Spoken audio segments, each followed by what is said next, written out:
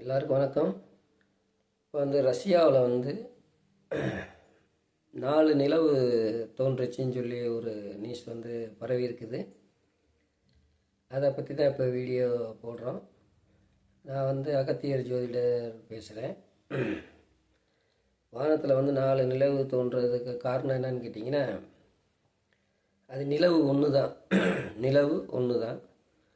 அதில் சுற்றி உள்ள கோள்கள் நிலவு அருகில் வரும்போது நிலவுடைய ஒளி கதிர்கள் முன்னோக்கி விழுகுது. பின்னாடி பார்த்திங்கன்னா சூரிய கதிர் அந்த கிரகத்தின் மேலே பட்டவொன்னே அது நிலா மாதிரி தெரிஞ்சிருக்கு. 4 நிலவுகள் தெரிஞ்சிருக்குது. அந்த சந்திரனுடைய சந்திரன் பின்னாடி பின்பக்கம் உள்ள அந்த பெரிய கிரகங்கள் சந்திரனை நெருங்கி போகும்போது அந்த சூரிய கதிர்கள் அந்த 4 அந்த 3 கிரகத்தின் மீது படும்போது அந்த ஒளி கதிர்கள் பார்த்திங்கன்னா நிலா மாதிரி நமக்கு தெரிஞ்சிருக்குது. உண்மையில் எப்படி இருக்குன்னு கேட்டிங்கன்னா, இந்த பிரபஞ்சத்தில் இந்த உலகம், நம்ம வாழ்கிற உலகம் ஒன்று. ஆனால் இதில் பகவத்கீதையில் கிருஷ்ணர் என்ன சொல்லியிருக்காருன்னு கேட்டிங்கன்னா, இந்த உலகம் மாதிரி, இந்த பூமி மாதிரி லட்சக்கணக்கான பூமிகள் இருக்குன்றிருக்காங்க. லட்சக்கணக்கான நட்சத்திரங்கள், ஒவ்வொரு நட்சத்திரமும் பார்த்திங்கன்னா ஒவ்வொரு கிரகங்கள், நட்சத்திரங்களோட பெரிய கிரகங்கள் இருக்குது. ஒவ்வொரு கிரகத்துலேயும் பார்த்திங்கன்னா சூரியன் சந்திரன் இருவருமே இருக்காங்க. இந்த பெரிய இந்த இதில் பார்த்திங்கன்னா இந்த அண்டத்தில் எங்கே என்ன இருக்குது ஏது இருக்குதுன்னு யாருக்குமே தெரியாது. ஆனால் பல லட்சம் கிரகங்கள் நம்ம வாழ்கிற பூமியிலேருந்து மேல் நோக்கி இருக்குது. இதில் பார்த்திங்கன்னா பல லட்ச நிலாக்கள் இருக்குது, பல லட்ச சூரியன்கள் இருக்குது. நமக்கு அது தெரியாது. ஆனால் அந்த உலகத்துக்கு போகும்போது நமக்கு அது தெரியுது. எப்படின்னு கேட்டிங்கன்னா, இப்போ செவ்வாய் கிரகத்துக்கு போகும்போது பார்த்திங்கன்னா அங்கே சூரியன் இருக்கார், சந்திரன் இருக்குது. இந்த மாதிரி ஒவ்வொரு கிரகத்துலேயும் பார்த்திங்கன்னா சூரியன் சந்திரன் 2 பேருமே இருக்காங்க. அப்போ ஒவ்வொரு கிரகத்துலேயும் இருக்கும்போது பார்த்திங்கன்னா இதனுடைய எண்ணிக்கை பல மடங்கு போகுது. அப்போ இதை அந்த பகவத்கீதையில் கிருஷ்ணர் என்ன சொல்கிறாருன்னா, வைகுண்டத்தில் நான் இருக்கேன், இந்த வைகுண்டத்தை அடையணும்னா பல லட்சம் கோடி ஒளியாண்டுகள் கடந்து போகணுன்றாங்க. ஆனால் வைகுண்டம் இருக்கிறது உண்மைதான். அதேமாதிரி பார்த்தா இந்திரலோகம் இருக்கிறது உண்மைதான். அந்த இந்திரலோகத்தை கடந்து நம்ம அந்த இந்திரலோகத்தை அடையவே முடியாது. அதே மாதிரி பார்த்திங்கன்னா சூரிய மண்டலம், இந்த மாதிரி ஒவ்வொருடைய இதுவும் மேலோகத்தில் இருக்குது. இது எப்படி இதை பார்க்க முடியும்னு கேட்டிங்கன்னா, இதை பார்க்கவே முடியாது. இறைவன் மனசு வச்சா நம்ம அங்கே போகலாம். அவங்க நம்ம செய்கிற நன்மை தீமைக்கு ஏற்றாப்புல, இப்போ வைகுண்டம் நம்ம போகணும், இறந்ததுக்கப்புறம் வைகுண்டம் போகணும்னா அங்கேருந்து வெள்ளை சாரட்டு வண்டி வருமா. அந்த வெள்ளை சாரட்டு வண்டியில் அந்த இறைவனுடைய தூதர்கள் நம்மளை அழைச்சிட்டு போவாங்களாம். அது வைகுண்டம் போகுமா. அதே மாதிரி இந்திரலோகம் போகும்போது அந்த இந்திரலோகத்துக்கும் அந்த வெள்ளை யானை வருமா. அந்த யானை கூட்டிகிட்டு போகுமா. அந்த மாதிரி ஒவ்வொரு லோகத்துக்கும் ஒவ்வொரு இது இருக்குது. இறைவனை நம்ம அடையிறது நம்ம வாழ்க்கையில் நம்ம கையில் இருக்குது.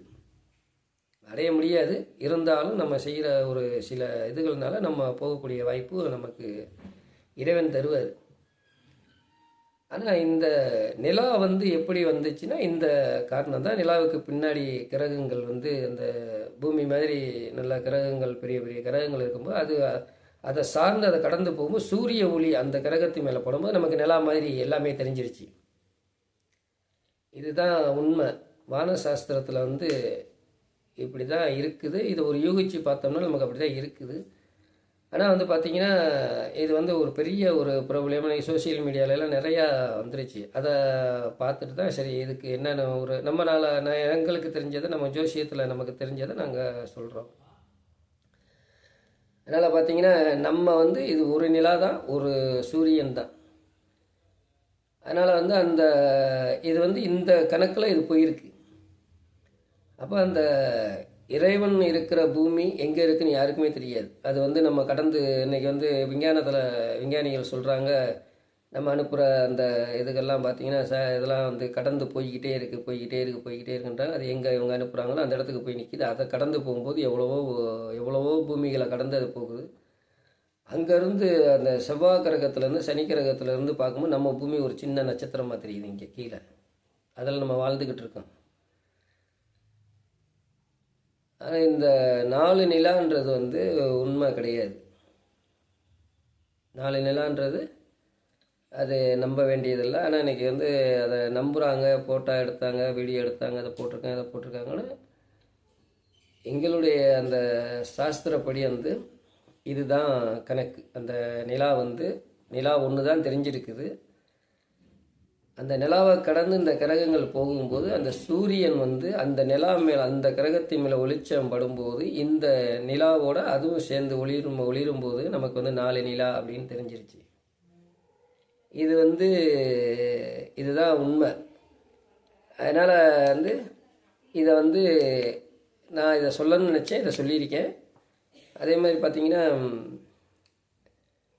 இன்றைக்கி வந்து நம்ம எந்த பூமியில் எந்த பகுதியில் எங்கே வாழ்கிறோம்னு நமக்கே தெரியாது.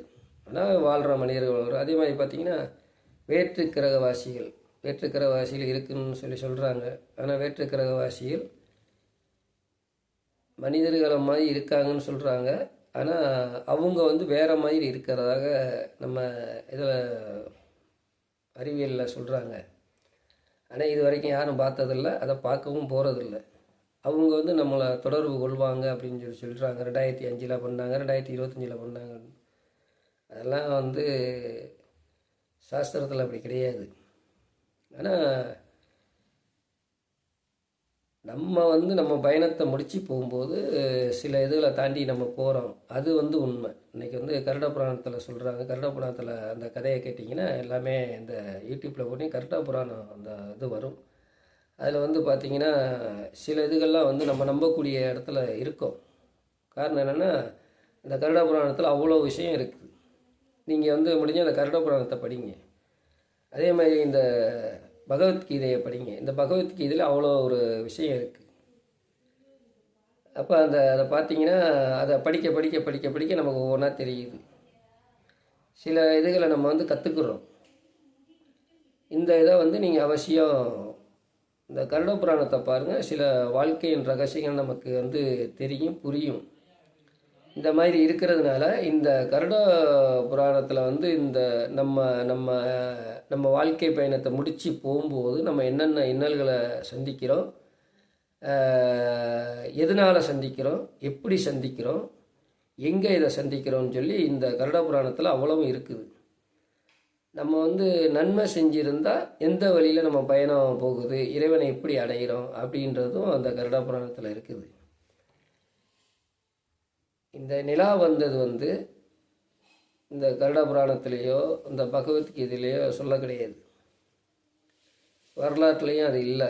ஆனால் இன்றைக்கி புதுசாக இது வரும்போது இதை வந்து இன்றைக்கி பரபரப்பான நியூஸாக இருக்குது. ஆனால் இதுதான் உண்மை. அந்த நிலா பௌர்ணமியில் தெரியும் போது அதனை நோக்கி இந்த கிரகங்கள் வந்து கடந்து போகும்போது அந்த சூரிய ஒளி அந்த கிரகத்தின் மேலே படும்போது அந்த கிரகமும் சேர்ந்து நிலா மாதிரி நமக்கு தெரிஞ்சிருக்கு. இது உண்மை, நடந்தது உண்மை தான். அடுத்து பார்த்திங்கன்னா மறுநாள் அது இல்லை.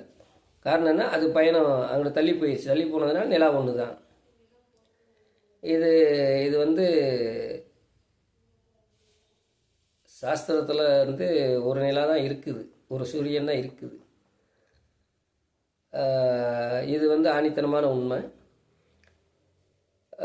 மேற்கொண்டு வந்து விவரங்கள் இந்த காலபயணத்தை தெரிஞ்சுக்கிடணும் அப்படின்னா நீங்கள் வந்து கருட புராணத்தை படிங்க. கருட புராணத்தில் வாழ்க்கையின் ரகசியம் அத்தனையுமே இருக்குது. அதில் வந்து கொஞ்சம் லைட்டாக படித்தாலே அதை பற்றி நம்ம தெரிஞ்சுக்கலாம். அதே மாதிரி அடுத்ததை பார்க்கணுன்னா பகவத்கீதையை படிங்க. படிச்சிங்கன்னா அந்த வாழ்க்கையின் ரகசியங்கள், வாழ்க்கையில் என்னென்ன நடந்திருக்கு, ஒவ்வொன்றும் எப்படி நடந்திருக்குன்றது பூரா நமக்கு வரும். பகவத்கீதை அர்ஜுனனுக்கு வந்து கிருஷ்ணர் வந்து சொன்ன உபதேசங்கள். அதே மாதிரி அர்ஜுனன் வந்து கிருஷ்ணன்கிட்ட கேட்டு கற்றுக்கிட்டது எவ்வளவோ அதெல்லாம் வந்து அந்த பகவத்கீதையில் இருக்குது. இதை வந்து நான் சொல்ல முடியாது. ஆனால் நீங்கள் படிச்சிங்கன்னா ஒவ்வொன்றா படிச்சிங்கன்னா உங்களுக்கு நீங்கள் புரிஞ்சிக்கலாம். படித்து பாருங்கள், கருட புராணத்தையும் படித்து பாருங்கள். நன்றி, வணக்கம்.